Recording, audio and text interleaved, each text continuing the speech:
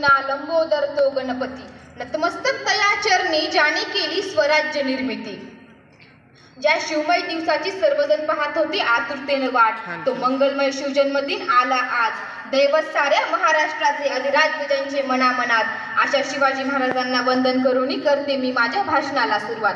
सन्माननीय व्यासपीठ व विद्यार्थी मित्र, मी संस्कृती पानझाडे आज तुमच्याशी एका अशा महान व्यक्तीबद्दल बोलणार आहे ज्यांचा मला तुम्हाला नाही तर सर्व देशाला अभिमान आहे, सर्व जगात मान आहे. सह्याद्रीच्या कुशीतून एक हिरा चमकला, भगवा टिळा चंदनाचा शिवनेरीवर प्रकटला. हातात घेऊन तलवार शत्रूंवर गरजला, महाराष्ट्रात असा एक राजा होऊन गेला.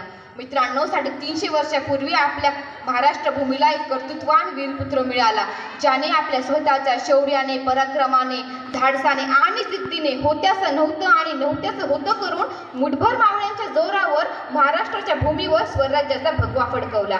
त्यावेळी अनेक परकीय सत्ता महाराष्ट्रात धुमाकूळ माजवत होत्या. मुघलांच्या कैदेत लाखो मराठा सैनिक खितपत पडले होते. स्त्रियांची अब्रू लुटली जात होती. अनेक बायकांचा कुंकवाचा धनी मारला जात होता.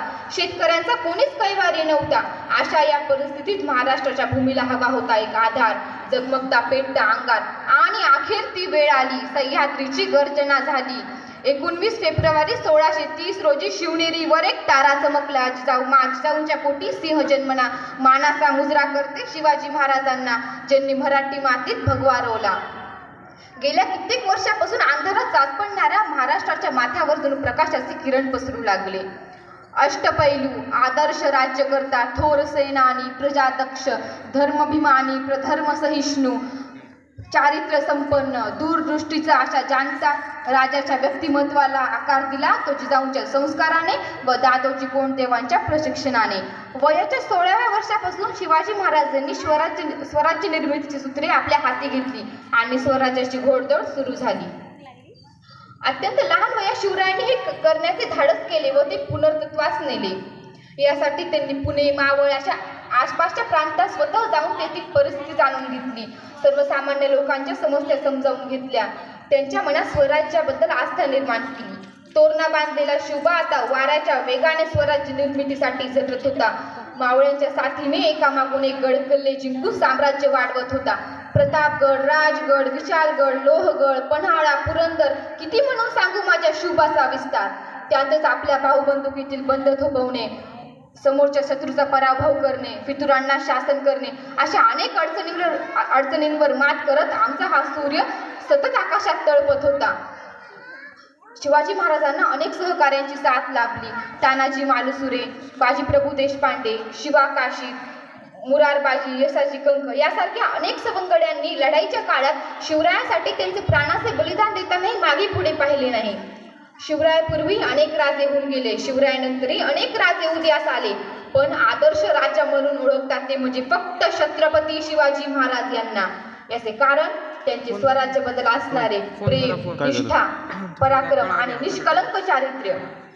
छत्रपती शिवाजी महाराज असे आदर्शवादी महान राजे होते ज्यांनी आपल्या जीवनात स्वतःच्या ऐशोआरामासाठी एकही राजमहल न बांधता आयुष्यभर दगडी किल्ल्यात राहून स्वराज्याचा कारभार केला. असे राजे ज्यांनी स्वतःच्या फौजेला ताकदी दिली, शेतकऱ्याच्या शेतातील भाजीच्या देठालाही हात लागता कामा नये.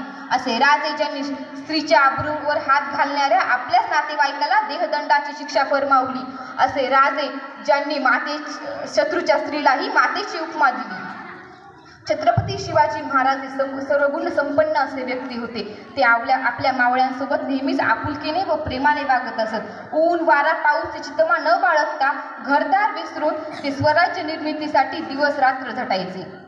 माता ज्याची थोर जिजाऊ शहाजी जाते पिता, तो लढला ज्याच्यासाठी जन्म भरती, ती होती मराठी अस्मिता. हिंदवी स्वराज्य स्थापनेसाठी तो संतापून पेटून उठला. जो किल्ला त्याने चढला ते भगवा नेहमीच फडफडला. मावळ्यांच्या हाती देवनी तलवार, तो शत्रूंशी भिडला. त्याला भिवून प्रत्येक मुघल चळचळला. असे रयतेवर जीवापाड प्रेम करणारे छत्रपती शिवाजी महाराज हे एकमेव प्रजादक्ष राजे होते. काळ्या कुट्ट अंधारात आपली वाट काढत, कितीही संकटे आले तरी डगमगून न जाता त्यावर शिताफीने मात करत, आपल्या सहकार्यांच्या मदतीने बलाढ्य शत्रूंशी लढा देत, अशा या एका वीरपुत्राने गुलामी नाकारता स्वराज्य म्हणजेच रयतेचे राज्य निर्माण केले. हवा वेगाने नव्हती, हवेपेक्षा त्याचा वेग जास्त होता. हवा वेगाने नव्हती, हवेपेक्षा त्याचा वेग जास्त होता. अन्यायाविरुद्ध लढण्याचा इरादा नेक होता. असा जिजाऊंचा शिवबा लाखात एक नव्हे तर जगात एक होता, जगात एक होता. अशा या थोर पुरुषाचा जय जयकार तर झालाच पाहिजे. बोला छत्रपती शिवाजी महाराज की जय.